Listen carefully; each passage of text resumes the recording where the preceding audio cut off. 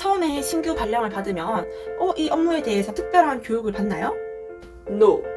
자, 그러면 처음에 이렇게 발령을 받으면 전임자께서 업무에 대해서 세세하게 하나하나 다 알려주시나요? No.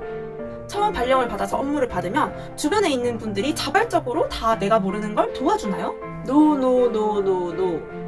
이제는 얘기할 수 있다. 업무 파악하는 방법. 두둥. 네, 안녕하세요. 식품위생직 공무원 한희씨입니다. 여러분들께서 구독해주신 결과 제가 500명 구독자를 달성했습니다. 감사합니다. 일단 1차적 목표가 500명이었고 이제는 1000명을 향해 도전합니다. 예! 오늘 얘기를 나눠볼 주제는 저번에도 예고했다시피 신규 공무원이 알면 도움이 되는 업무 파악하는 방법 탑 5인데요. 그럼 함께 알아보러 가실까요? 사실 저 같은 경우도 처음 이제 발령을 받고 업무 분장을 받았을 때 사실 처음 공무원이 됐을 때 공무원이 뭐 어떤 걸 하는지도 잘 알지도 못하고 또 이 사업에 대해서 모르는 게 너무나도 당연한데요. 저도 이제 처음 발령을 받았을 때 전임자 하는 거 보고 따라해. 뭐 이런 식으로 말씀을 하시더라고요. 근데 전임자가 뭘 했는지 어떻게 보고 따라 하라는 거지? 사실 잘 이해가 안 갔었거든요.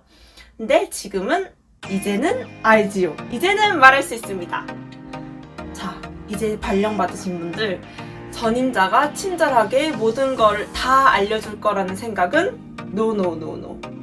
물론 어느 정도 개요 같은 거는 전임자가 알려줍니다. 그치만 그 세세한 하나하나 전임자가 다 알려주진 않습니다. 그걸 파악하는 거는 본인의 몫인데요.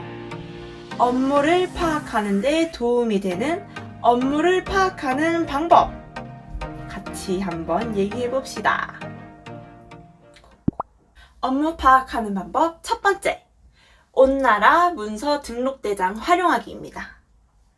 저희 시 같은 경우는 이제 문서를 기안하고 기안하는 프로그램으로 온나라 시스템을 사용하고 있거든요.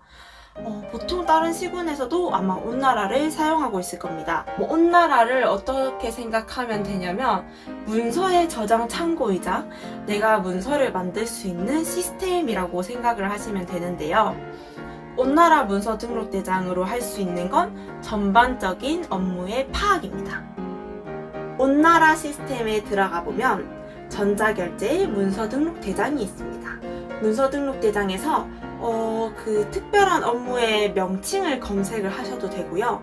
아니면 상세 검색에 들어가서 내가 알고자 하는 전임자의 업무들을 파악하기 위해선 보고자 내역의 전임자 이름을 검색하면 그 전임자가 기한했던 모든 문서가 나오게 됩니다.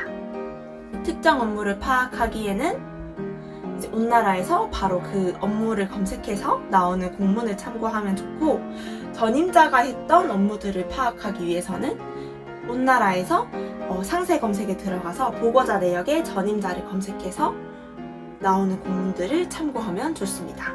자, 이렇게 공문들을 검색을 하면 어떤 게 나오냐면 사업계획서 또는 지출 품이 올린 내역들, 그리고 다른 기관의 업무 협조 공문을 보낸 내용들, 이런 내용들이 많이 뜰 거예요.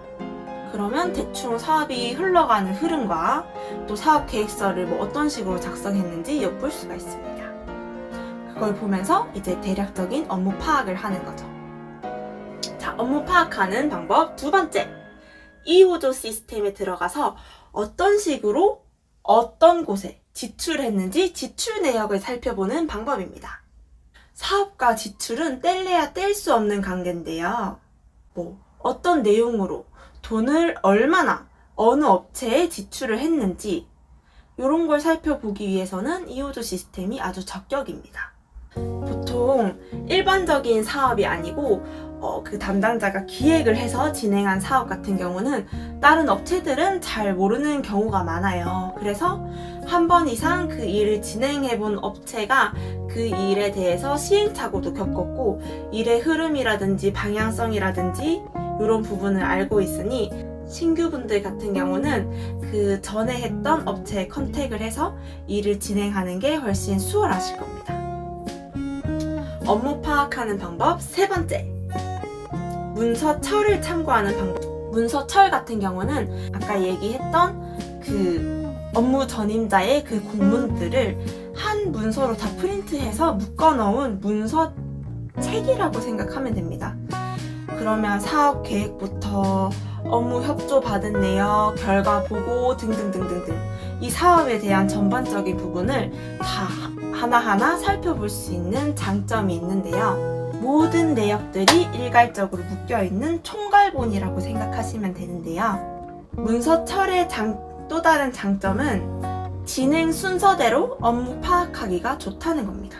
밑에서부터 차곡차곡 이 사업을 계획하는 부분부터 나름 기관들의 업무 협조 받는 부분, 또 그 부분에 있어서 지출한 내역들, 또 필요해서 다른 결제받은 내역, 그리고 결과 보고까지 일괄적으로 한 문서에 이렇게 엮여 있다고 생각을 하시면 되는데요.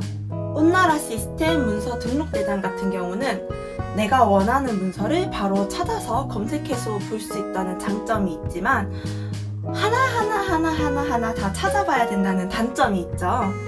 또 문서철의 장점은 내가 알고 싶은 사업에 대한 전반적인 부분을 다 이렇게 묶어놨다는 장점이 있는데 또 이 중에서 내가 딱 원하는 부분, 딱 그걸 찾아보려면 또 시간이 좀 오래 걸린다는 단점이 있습니다.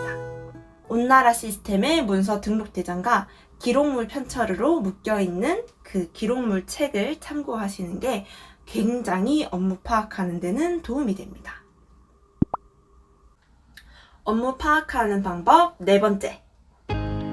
전임자의 파일을 훑어본다. 전임자가 사용했던 파일, 이거 굉장히 중요합니다. 왜냐면 온나라 시스템이나 이렇게 문서철로 되어 있는 거는 공문이라고 생각하시면 돼요. 우리가 결제를 받아서 이제 진짜 시행하기 위하고 또 대외적으로 사용하기 위해서 공적인 문서라고 생각을 하시면 되는데 이것만으로는 일을 할 수가 없습니다. 우리가 그렇잖아요. 어떤 일을 하기 위해서는 계획도 필요하지만 그 계획에 들어가는 사람들의 현황이라던가 연락처라던가 알아야 될 부분이 하나둘이 아닙니다. 그렇다고 그 계획서 안에 그 자잘한 거 하나하나까지 다 적어놓지는 않죠. 그 전임자의 파일이 그 자잘한 하나하나의 역할을 하는 부분인데요. 앞서 말했던 내용들이 이제 공문서화 되어 있는 부분들이라면 파일로 관리되고 있는 것들은 공문서는 아니지만 굉장히 이 일을 하는 데 있어서 중요한 내용들. 방금 말했다시피 관련 현황이라던가 리스트라던가 연락처라던가 또는 그거를 하기 위한 관련 서식들을 파일로 대부분 많이 관리를 하고 있죠. 그래서 만약에 이 파일이 컴퓨터에 깔려있지 않다면 전임자로부터 반드시 이 파일을 받아야 합니다. 업무 관련된 파일 좀 보내주세요 라고 하면은 아마 보내주실 거예요. 업무를 파악하는 데 있어서 필수적인 다섯 번째, 관련 법과 관련 지침에 대해서 파악하는 건데요. 아주 에센셜하답니다. 자, 업무를 파악하려고 해도 전임자의 공문도 다 찾아보고 문서철도 다 읽어보고 해도 관련 법과 관련 지침이 어떤 게 있는지 모르면은 당장에 어떤 일이 닥쳤을 때 해결할 수 있는 능력이 현저하게 떨어집니다. 어떤 일을 하려고 해도 어떤 법에 관련인지, 어떤 지침을 봐야 되는지 모르면 완전 꽝!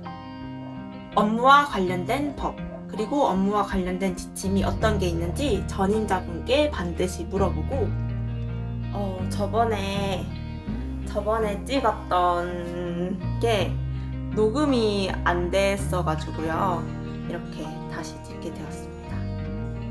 업무 관련 지침과 법은 꼭 전임자분께 물어보고 법 같은 경우는 이제 법제처에 검색을 하면 이제 계속 검색해서 알 수가 있고요. 또 법제처에 검색을 할 때는 컨트롤 F 이 찾는 단축키를 눌러서 제가 원하는 내용을 더 쉽게 찾아볼 수 있습니다. 또 지침 같은 경우도 그 관련 부처에 들어가면 아마 지침을 다운받으실 수가 있을 거예요. 그리고 또 책자로 이렇게 내려주는 경우도 많거든요.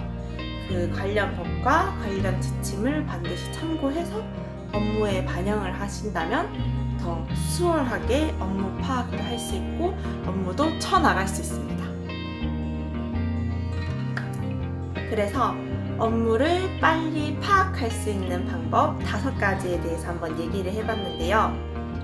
이 5가지 방법 모두 잘 활용하셔서 더 잘 업무를 파악해서 더 잘 적응할 수 있도록 화이팅입니다.